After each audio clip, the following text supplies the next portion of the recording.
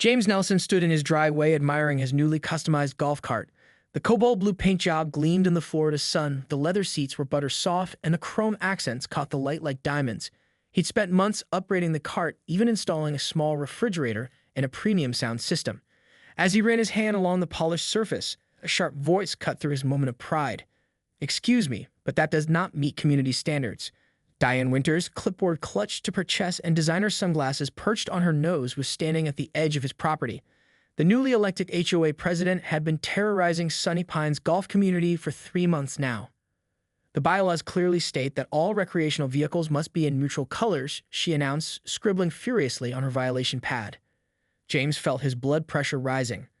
This was the 3rd citation this month, and he wasn't going to let Diane ruin the retirement he'd worked 40 years for. "Diane, there's nothing in the bylaws about golf cart colors," James said, keeping his voice level despite his irritation. "I checked before I had it painted." Diane pushed her sunglasses up into her perfectly highlighted hair. "Well, perhaps not explicitly, but Section 6, Paragraph 5 states that all visible property must maintain the aesthetic harmony of the community. This," she gestured dismissively at his cart, "is hardly harmonious." 3 of James' neighbors from across the street had paused their morning walks to watch the confrontation. This wasn't the first they'd witnessed since Diane had won the HOA presidency by a mere 2 votes after promising to restore property values through rigorous standards enforcement. The previous board president had no issue with it, James countered, crossing his arms. He was a patient man, had to be after teaching high school mathematics for 35 years, but Diane was testing his limits. "The previous administration was lax. That's why I was elected," Diane said with a tight smile that didn't reach her eyes. "You have 14 days to repaint your cart in an approved neutral tone. Beige, tan, or light gray would be acceptable." She tore a citation from her pad with a flourish and thrust it toward James. James didn't take it. "I'll be at the next board meeting to discuss this. The community voted on relaxed recreational vehicle standards last year." Diane let the citation flutter to the ground when James wouldn't take it. "Suit yourself. But fines accrue at $25 per day after the compliance deadline." She turned on her heel, her white linen pantsuit almost glowing in the morning sun. "Don't let her get to you," James called Martha from across the street. The 72-year-old former nurse had been one of the first to welcome James when he moved in after his wife's passing. "She cited me yesterday because my garden gnome was facing me." The emergency HOA meeting was packed.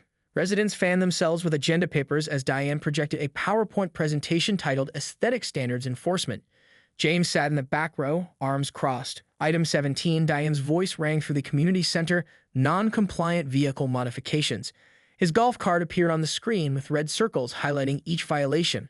Several residents turned to give James sympathetic looks. When the floor opened for comments, James approached the microphone. "I've reviewed every bylaw," he said calmly, "and there's nothing about cart colors or modifications that don't affect safety." Murmurs of agreement rippled through the crowd. Diane's face flushed crimson. "Well, we're creating that rule today," she snapped. The room erupted in objections. As the meeting dissolved into chaos, James noticed something dangerous flash across Diane's face. She wasn't just embarrassed, she was planning something. "Order. I will have order." Diane banged her gavel so hard the head flew off and narrowly missed Mr. Peterson in the front row. The room fell silent, more from shock than obedience. James remained at the microphone. "Point of order, Madam President," he said, using his best teacher voice, the one that could quiet a room of rowdy teenagers instantly. "The HOA bylaws require a 30-day notice and a 2/3 majority vote to implement any new aesthetic regulations." Martha, sitting near the front, stood up with a printed copy of the bylaws. "Section 8, Paragraph 3, she announced, holding up the document. "James is correct." Diane's jaw tightened visibly. "That's your interpretation," she said dismissively. "As president, I have emergency powers to implement temporary regulations for community welfare." "Actually, you don't," came a new voice from the side of the room. All heads turned to see Tom Hughes, the former HOA treasurer who had resigned after clashing with Diane. He was holding up a tablet.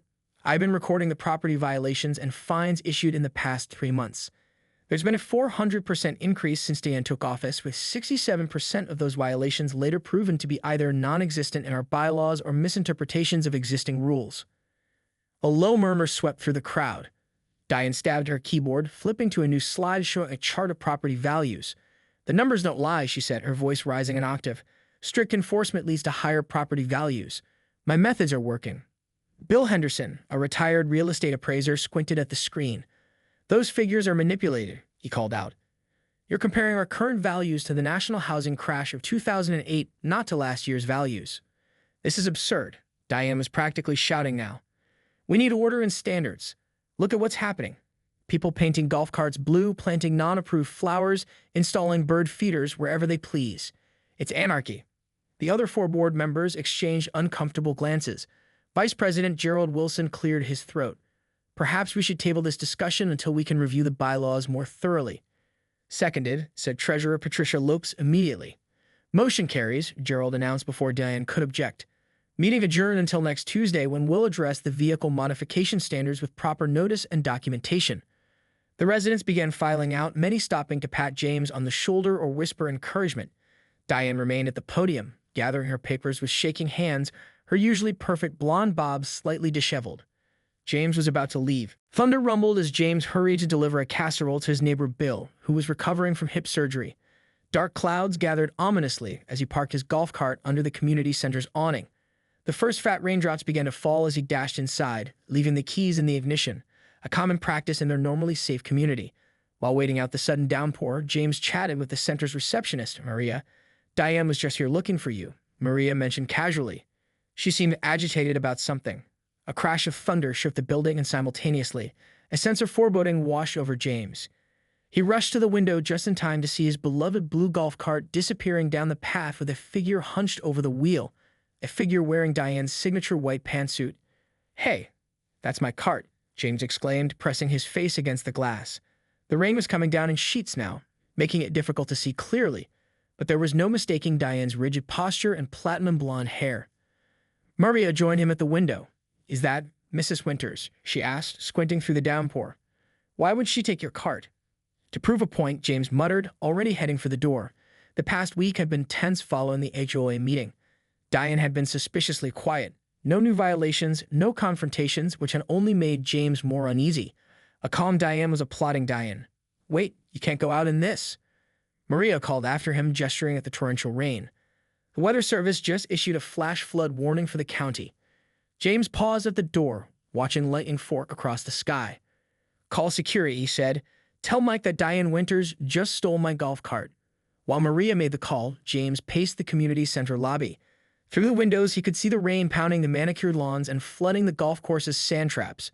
The parking lot was rapidly becoming a shallow lake. Mike's on his way, Maria announced, hanging up the phone. He says to wait here. He'll handle it. But James wasn't built for waiting, not when his prized possession was in the hands of the community's most vindictive resident. He pulled out his phone and tried calling Diane directly. The call went straight to voicemail. Diane, this is James Nelson. I saw you take my golf cart. Whatever point you're trying to make, this isn't the way. It's dangerous out there. Bring it back now, and we can forget this happened. He tried to keep his voice level, but the anger seeped through. No sooner had he hung up than his phone pinged with a notification. It was from the Sunny Pines community app. A message from Diane to all residents. Safety alert. Conducting emergency inspection of non-compliant vehicles during storm to assess weatherworthiness. Stay indoors? You've got to be kidding me, James groaned, showing Maria the message. She's using the storm as cover for some kind of twisted vehicle inspection crusade. Maria's eyes widened. But the nature preserve trails are probably flooded by now. They're on low ground after last week's rain. James's stomach dropped. Why would she go to the nature preserve? She was asking about your regular routes earlier, Maria admitted. I mentioned you sometimes take the nature trails when the weather's nice. I didn't think anything of it. The front door burst open and Mike strode in, rain dripping from his security uniform. I got here as fast as I could. Have you had any contact with Mrs. Winters? James showed him the community app message. Mike's face darkened. That's crossing a line. Taking someone's property without permission is theft, HOA president or not. He pulled out his tablet. She took my cart to teach me a lesson. James fumed, pacing the security office while Mike, the community security officer, reviewed footage from the surveillance cameras. Look here. Mike pointed to the screen, where they could clearly see Diane glancing furtively around before climbing into James' cart. She appeared to be talking to herself, or rather, recording something on her phone. She's documenting safety violations, James realized, for her next meeting. Rain continued to pound outside as they watched Diane drive the cart toward the main road. Then, inexplicably, she veered sharply left, toward the nature preserve. That area is closed, Mike said, grabbing his raincoat. The ground's completely saturated from the week's rain. They rushed to Mike's security vehicle, but not before James grabbed his own phone. "Two can play a documentation game," he muttered. The security SUV's wipers worked frantically as they pulled out of the community center parking lot. Visibility was down to mere feet and water was pooling on the roads. "I'm going to call for backup," Mike said, reaching for his radio. "Just in case we need help extracting the cart, or Diane," he added grimly. James nodded, still scanning the video feed on Mike's tablet. He rewound the footage, looking carefully at Diane's actions before she took the cart. "Wait, pause it there," James said suddenly. "Can you zoom in on what she's holding?" Mike tapped the screen, enlarging the image. In addition to her phone, Diane was clutching what appeared to be a small device. "That looks like a key fob," Mike observed, squinting at the screen, "but not a standard golf cart key." James frowned. "My cart has a custom ignition system. I had it installed after a string of cart thefts at my previous community. How would she start it?" Mike shot him a concerned look. "Did you leave your keys in it?" "Yes," but James trailed off, a suspicion forming. "Maria said Diane was asking about me earlier. She must have seen me park and leave the keys." "Premeditated," Mike muttered, turning the SUV onto the path leading to the nature preserve. The security vehicle's headlights cut through the gloom, illuminating the increasingly waterlogged terrain. James was still studying the footage. "Look at this," he said, playing another clip. "She stops here by the maintenance shed before heading to my cart." He zoomed in on the grainy image. "What's she doing?" The footage showed Diane ducking into the small shed and emerging moments later with something tucked under her jacket. "The maintenance shed has tools and emergency equipment," Mike explained, navigating around a fallen branch, "including tow ropes and a winch," James finished for him. "She was planning to get my cart stuck all along." Mike's eyebrows shot up. "That's a serious accusation. Why would she deliberately?" The rain had slowed to a drizzle by the time James and Mike reached the nature preserve entrance. They didn't have to go far. Just beyond the area closed wet conditions sign was a sight that made James stop in his tracks and instinctively raise his phone to record. There was Diane, designer heels sunk ankle-deep in mud, white pantsuit splattered with brown, furiously pushing at the back of his golf cart. The vehicle was half submerged in a mud pit, its blue paint now barely visible under a thick coat of sludge. The cart's wheels spun uselessly, spraying more mud onto Diane with each rotation. A small crowd of rain-soaked residents had gathered, several with phones raised.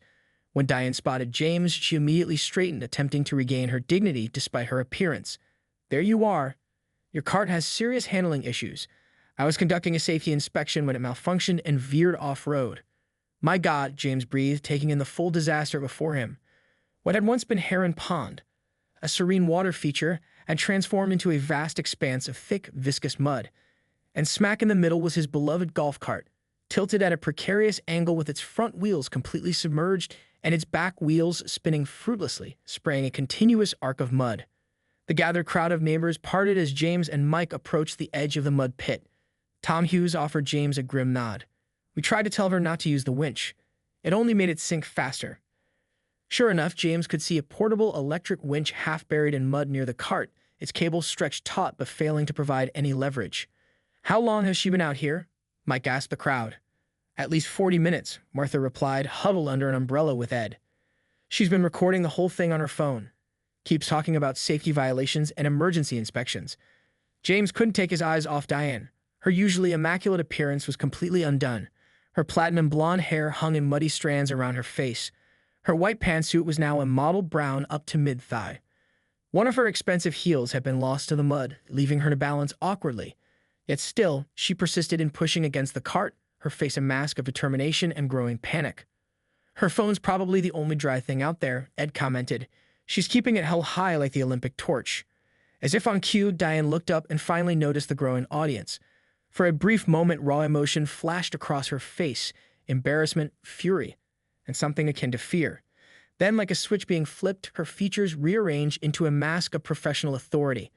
"James Nelson," she called out, her voice carrying clearly despite the distance and the light rain. "Your vehicle is faulty and dangerous. It veered off-road during my routine safety inspection." James took a deep breath, reminding himself to stay calm.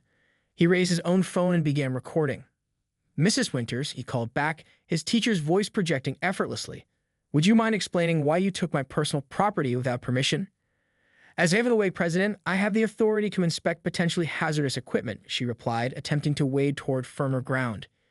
Each step produced a squelching sound as the mud tried to claim her remaining shoe. "That's actually not true," Tom Hughes piped up. "I brought copies of the bylaws." He held up a waterproof folder. There's nothing that gives the HOA president authority to operate residents' vehicles.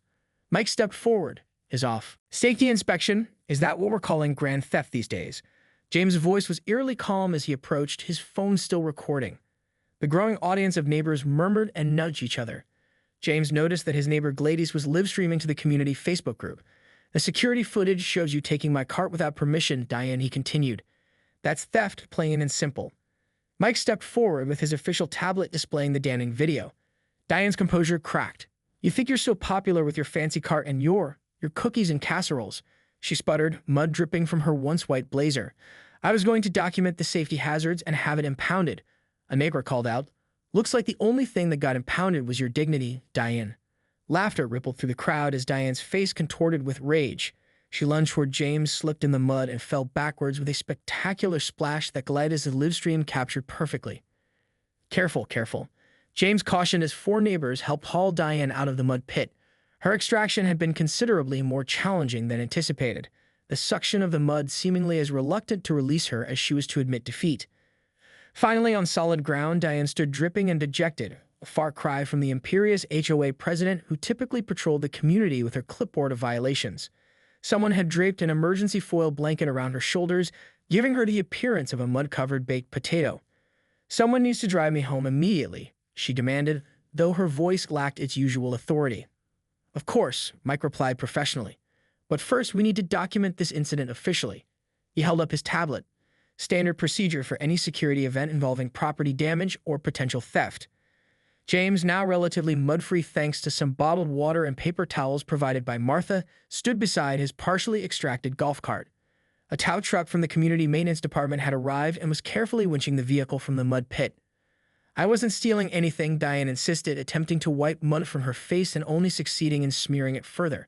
I was conducting an emergency safety inspection, which is well within my authority as HOA president. Tom Hughes stepped forward, bylaws still in hand. Section 12, paragraph 3 specifically states that any inspection of private property requires 48-hour written notice, except in cases of imminent danger to life or structural property. This was imminent danger, Diane gestured wildly at the golf cart. That contract.